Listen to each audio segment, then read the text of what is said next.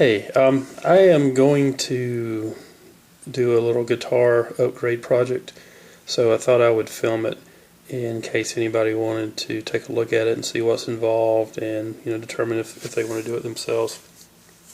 But what I'm going to do is upgrade my tuning pegs on my Paul Reed Smith soap bar guitar to Sperzel locking tuners.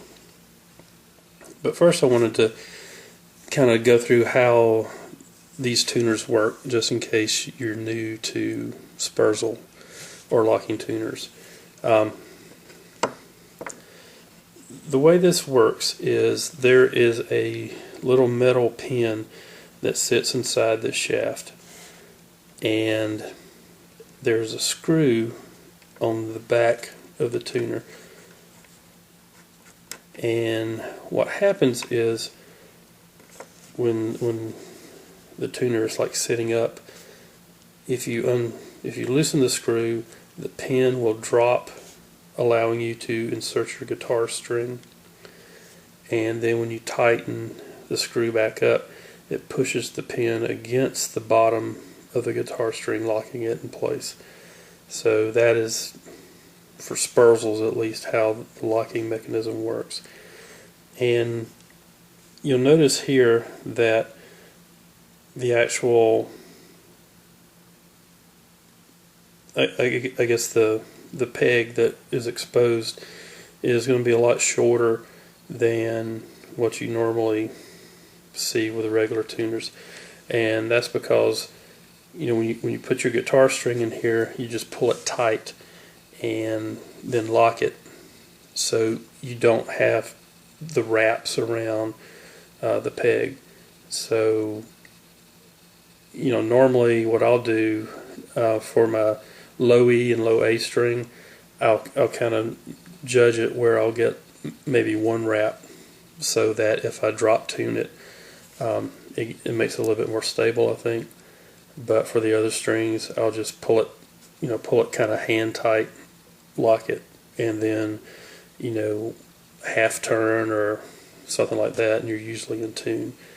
But anyway, that's how the tuner works. So next thing, I'm going to talk a little bit about the actual guitar. Okay, this is the guitar that I'm going to remove these tuners and put on the new Sperzels. But first, I have a concern that these tuning pegs stick out a fair amount away from the headstock, where the Sperzel has like a much shorter shaft here. So before I get really started, I'm going to take one of these off of here and just kind of insert this up in here to make sure that when I insert it, that I'll get clearance from the end of the peg to the edge of the headstock, because if not, then I'm not really going to be able to do this project. So I'm going to check that first. Now, if you don't know the way to remove most of, any brand just about of tuning peg, there is a nut that goes around the tuning peg, so you'll need to loosen that with either a socket wrench or like a little handheld crescent wrench. I'm going to use a socket wrench. So you'll need to loosen that up. There'll be usually a nut and then a washer under the nut holding it on. And then on the back, depending on the brand of tuner, and this one does have like a little one little retaining screw at the bottom. So I'll need to loosen the nut on the top and take the screw out on the bottom. So let's get ready to do that. Okay, as you can see, I've taken this peg off. So what I'm going to do now is just put the Sperzel in to make sure I'm going to have clearance. And it looks like I am. So we're good to go. Okay, if you're lucky enough to either buy a new set or buy a used set that still has original packaging, it's important to know that it comes with a template here that was going to be very helpful to you.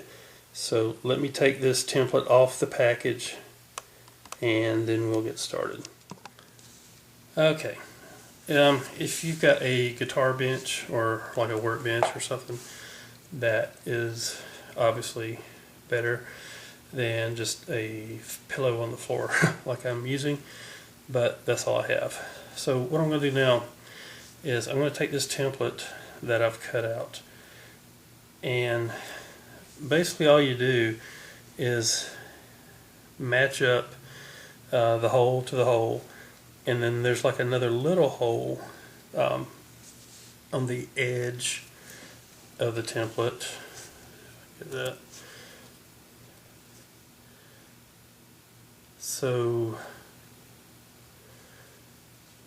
what that is for is you've got the peg on your tuner, but I don't know if you get to see it, but you've also got this, it's like just a little pin, but what you're going to have to do is drill a hole for this pin to rest in.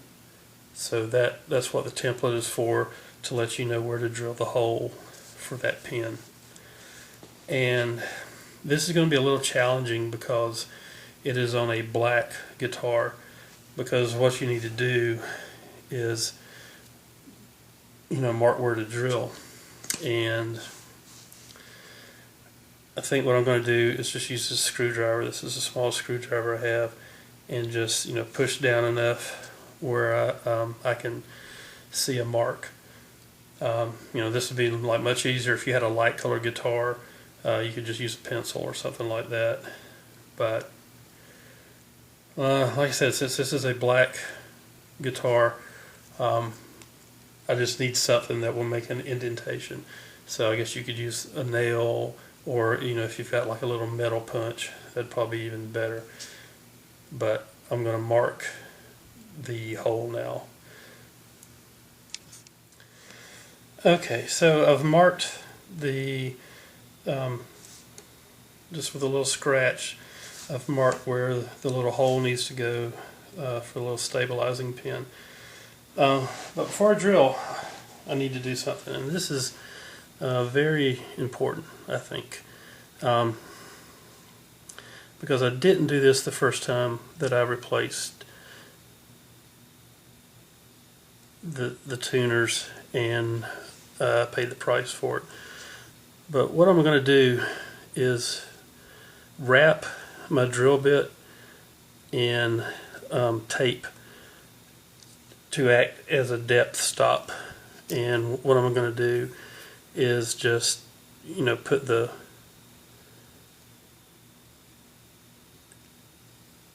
bit beside the peg, and then mark off with electrical tape how deep it needs to go. And what I really suggest you do that is the first time I replaced tuning pegs on another guitar I had, I just tried to do it kind of by sight, and my hand slipped and the drill bit went right through the headstock all the way. So to avoid that, like I said, just put the drill bit up next to the peg, and then where the peg stops, wrap the bit with tape. And so let me do that, and then we'll be right back.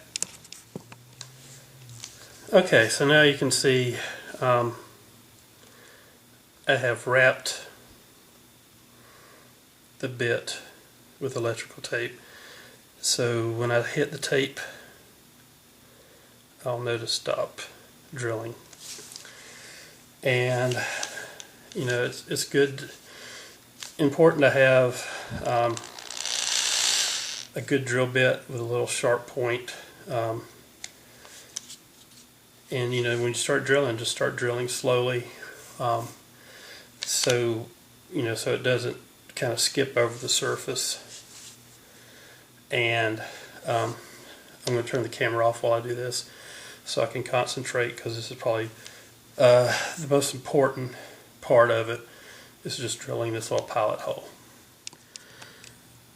Okay, so I drilled the pilot hole, or drilled the hole, and I've put the peg in. Now I just need to tighten it down, and to do that, there's a washer.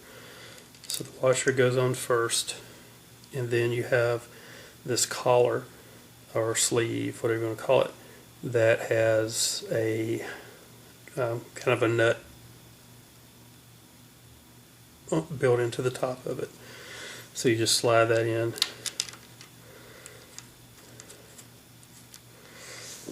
And tighten it up. And of course, the size of this nut is not the same as the size of the nut on the original tuners. So I had to change out the socket head.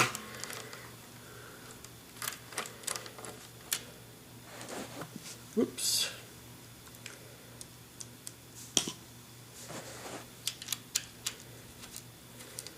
So I'm just going to tighten it by hand, and then put the wrench on. And you know, I guess you want this tight, but not so tight you start indenting into the wood of the headstock. So that is it.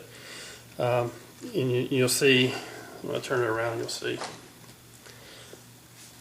how the height of the new peg compares to the old peg.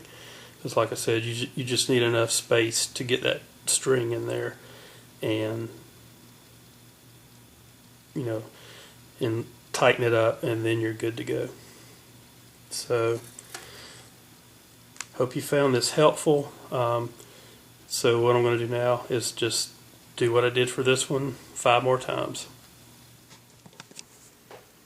Hey, it's about 45 minutes later, and I've changed out all the tuning pegs on the guitar. So, you know, in about an hour's time, and you know, a little concentration, it's not that big a deal to do it. Like I said, the main thing to get right is when you drill the hole for that peg, that stabilizer peg. But there again, if you've got the template, that's not a huge deal either. You just, you know, make sure you don't drill it too deep, and you're pretty much good to go. One thing I guess to keep in mind about any kind of upgrade, especially on a mid-level guitar, you're probably not going to get, you know, instantly make your guitar more valuable. You know, because this, I spent like $260 on this guitar, and the tuning pegs I bought used on eBay, and that was $40. But I don't think this is instantly now a $300 guitar. You know, makes it a little bit nicer, maybe makes people more likely to buy it at all versus one that doesn't have it. But you're not going to get a dollar for dollar increase in the value of your guitar. But you know, when I do it because I like the way that Sperzels keep in tune, and it makes changing the strings a breeze. So anyway, I hope for, you know, if you're out there and you're thinking about changing your pegs, and especially if you're thinking about changing them to Sperzels, I hope you found this video helpful, and if you try it yourself, good luck.